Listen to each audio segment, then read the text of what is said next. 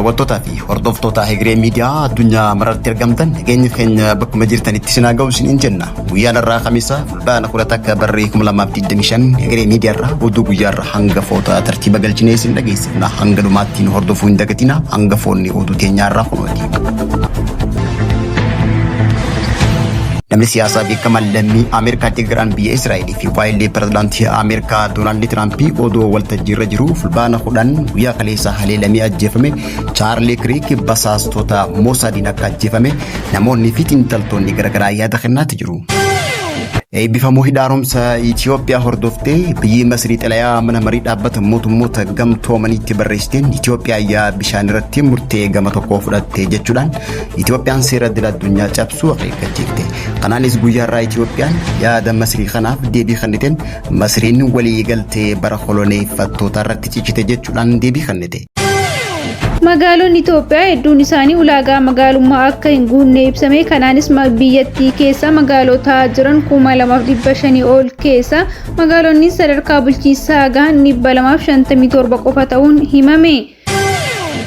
Qonnaan bultoonni Suudaan hidha haaromsa laga Abbayyaa oomisha isaanii irratti dhiibbaa geessisaa jiraachuu Aljaziiraatti himani.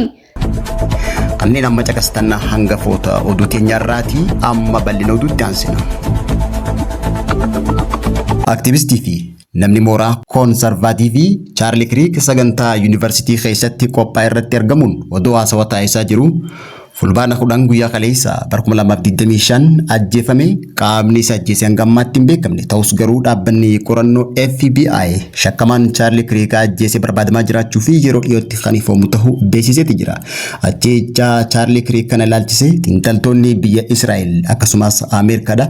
Chaarliin kan ajjeese dhaabbata basaasaa biyya Israa'el Mosaad ta'uu himaniiti jiran. Sababni isaa aktivistii fi deeggaraan biyya Israa'el jabaan Chaarliin Israa'el deeggaraa turullee dhiyeenya ammoo yaada Israa'eliif qabu jijjiiruutu himama. Namichi Chaarliin jaamu kun waa'ila muummee ministeera Israa'el Benjaamin Netanyaahuu fi waa'ila pirezidaantii Ameerikaa Doonaald Tiraamp. Chaarlii Kiriik wayita Israa'el Gaazaa haleeltu lammiileen Filistiin danuun ajjeefamtu duu lammiilee Filistiin ni deeggara. Inumaatu Israa'el Gaazaa tolchiti haleeluu akka qabdu kakaasa. Kana malees Chaarliin warroota amantaa musliimaa hordofan jaboo balaaleffata. Ta'ullee garuu dhaabbanni basaasaa biyya Israa'el Mosaad Chaarlii yaada jijjiiruu dursanii waan hubataniif tarkaanfii kana fudhatan jechuudhaan xiinxaltoonni fi aktivistoonni biyya Israa'el fi Ameerikaa katabaatti jiru. Chaarlii Kiriik dhalatee umrii isaa ganna 31tti guyyaa kaleessaa roobii bara 2025 ajjeefameeti jira. Du'a Chaarliin Kiriik kana ilaalchisee hunda caalaa kan gaddimichuu isaa pirezidaantii Ameerikaa Doonaald Tiraamp ta'ullee katabameeti jira. Eebbifamuu hidha haaromsa Itoophiyaa hordoftee Masriin xalayaa mana marii dhaabbata mootummoota gamtoomaniitti barreessiteen Itoophiyaa yaa bishaan irratti murtee gama tokko qofa fudhatte jechuudhaan Itoophiyaan seera idil addunyaa cabsuu akeekkachiifte. Itoophiyaan guyyaa irraa ibsa baasteen yaada Masrii kanaaf deebii kennite. Masriin waliigaltee bara koloneeffattoota irratti cichite jechuudhaan deebii kennite. Hidhamuu laga Abbayyaa tan mormaa turte. Biyyi Masrii eebbifamuu hidhichaa hordofuun mana marii dhaabbata mootummoota gamtoomanitti xalaa barreessiteen Itoophiyaan waliigaltee biyyoota yaala Naayil malee murtee fi qofaan bishaan hidhattee eebbifte jechuudhaan Itoophiyaan seera idil addunyaa cabsuu beeksifte. Guyyaa irraa Itoophiyaanis eebba hidhichaa booda ayyaana waggaa erga kabajaniin booda waraqaa irra galgala mana marii dhaabbata mootummoota gamtoomanitti ergiteen Masriin waliigalteen isiin haasofti waliigaltee bara mootummoota koloneeffattoota ta'uu ibsite. Waliigalteen akkanaa qofaa ta'uu mirkaneessite. Haaluma kanaan Ministeerri dhimma alaa Itoophiyaa xalayaa himannaa Masrii mana marii nageenya dhaabbata mootummoota gamtoomanitti ergite kana qofaa taasiseeti jira. Itti fayyadama laga Naayil ilaalchisee miidiyaa biyyattii wajjin gaafii fi deebii kan taasise hojii raawwachiisaa waliigalaa hidha haaromsaa Itoophiyaa Injiinar Kefilee Horroo bishaan laga Naayil biyyoonni 10 akka hirmaata qabaachuu hime. Garuu ammoo Masriin biyyoota san keessaa kan hin jirree fi itti fayyadama bishaan irratti Masrii qofa ta'uu ibsee ture. Qooda bishaan laga Naayil 87 Itoophiyaa ta'ee odoo jiru Itoophiyaan irraa fayyadamaa akka hin turin ibsuudhaan bishaan kana hidhachuu fi Itoophiyaan hayyama nama kamiituu eeguu akka hin barbaachifne Injiinar Kefilee Horroo dubbatee ture. Masriin himannaa isii keessatti hooggantoonni Afrikaa ollaa Itoophiyaa irratti argamuun hidha haaromsaa guddichi Itoophiyaa mallattoo paan Afrikaanizimiiti jechuudhaan dhaadheessan himata isii keessatti balaaleffachuun ni yaadatama. Gama biraatiin bahidha kanarratti muummee ministeera Itoophiyaa Dr. Abiy Ahmed Itoophiyaan mallattoo hiyyummaa isii haquuf malee obboleeyyan isii bishaan kanatti fayyadaman miidhuuf akka hin ta'in himee hidhamuun laga Abbayyaa Masrii waan tokkollee akka hin miine muummee ministeera Itoophiyaa Dr. Abiy Ahmed dubbateeti jira. Magaalonni Itoophiyaa hedduun isaanii ulaagaa magaalummaa akka hin guunne ibsame. Kanaanis biyyattii keessa magaalota jiran 2500 ol keessa magaalonni sadarkaa bulchiinsaa gahan 257 qofa ta'uun himame. Ministeerri magaalotaa fi bu'uuraalee misoomaa Itoophiyaa madaallii magaalotaa kan taasise yoo ta'u haalli jireenyaa hawaasaa fi sadarkaa manneen jireenyaa hawaasaa magaalota hedduu isaanii gad aanaa ta'uu isaa eeree jira. Rakkoon kun kan mul'atu akka biyyaatti sadarkaa magaalotaa kaa'amee jiraachuu dhabu akka ta'e kan himan ogeessi qindeessa haala magaalotaa kan ta'e namni tokko sadarkaa magaalota Itoophiyaa naannoo irratti hundaa'uun dhiibbaa fidaa jiraachuu himuun waan gaariin jiru garuu lakkoofsi namoota gara magaalaa galanii baay'achaa jiraachuu fi carraalee hojii magaalota keessa kan baadiyyaa irra jiru fooyya'aa ta'uu himanii jiru.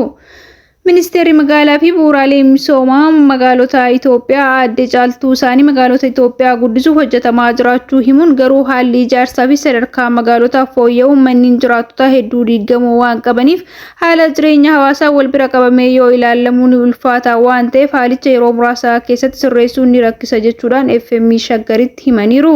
Magaalota Itoophiyaa keessa jiran 2500 ol keessa hedduun isaanii sadarkaa mana qopheessaa irratti kan argaman ta'uu kan himame yoo ta'u magaalota 257 qofatu sadarkaa bulchiinsaatiif gahuu kan himame yoo ta'u sadarkaa magaalota fooyyessuuf jalqaba osoo ijaarsi hin eegalamin dura kaartaa fi pilaanii namni kamiyyuu akka fudhachuu qabuu fi diigamiinsa hin malle magaalota keessatti mul'atu akka hin mudanneef dursanii ittisuu akka hawaasni qabu akeekkachiisni kennamee jira. Qonnaan bultoonni Suudaan hidha haaromsa laga Abbayyaa oomisha isaanii irratti dhiibbaa geessisaa jiraachuu Aljeziiratti himani. Laga Abbayyaa fayyadamuun oomisha jallisii kan hojjetan qonnaan bultoonni kunniin erga Abbayyaa hidhamee asii hangi bishaan Suudaan darbuu xiqqaachuu himuun kun immoo oomisha qurxummii biyyattii xiqqeessaa jiraachuu qonnaan bultoonni Suudaan miidiyaa guddicha Aljeziiratti himatanii jiru. Qonnaan bultoonni kunniin akka jedhanitti yeroo gannaa lagni Naayil hedduu guutuun qurxummii hedduu fidee akka dhufuu fi biyyee gabbataa akka argatan kan himan yoo ta'u bara kana keessa garuu Itoophiyaan hidhicha bishaan waan to'atteef hangi bishaan dhufuu fi oomishni qurxummii akkasumas midhaan isaanii gadi jalaa bu'uu himuun haalli kun kan akkanaan itti fufuu taanaan iddoo san gadhiisanii deemuun keenya hin oolu jechuudhaanis dubbatanii jiru. Gabaasa biraa Post First baaseen hidha haaromsa guddicha Itoophiyaa xumuramuun wal qabatee qonnaan bultoonni fi daldaltoonni Misir dhiibbaan irraa gahaa jiraachuu Misir odeeffannoo qindeessuun biyyoota guddatan amansiisaa jirti yoo jedhu kunis qonnaan bultoota Misir hidhichaa wal qabatee bishaan jalaa xiqqaachuun oomisha barbaadamu argachuu waan hin dandeenyeef qonnaan bultoonni Misir godaansaaf saaxilamuun isaanii hin oolu jechuun sodaa qabaachuu ishee ibsitee jirtu jechuudhaan himame.